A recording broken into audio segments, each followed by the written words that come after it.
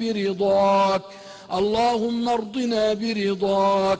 لا إله لنا سواك ندعوه، ولا رب لنا غيرك نرجوه. يا منقذ الغرقى، يا منجي الهلكى، يا سامع كل نجوى، يا عظيم الإحسان، يا دائم المعروف، اجعل صباحنا صباحا صالحا لا مخزيا ولا فاضحا.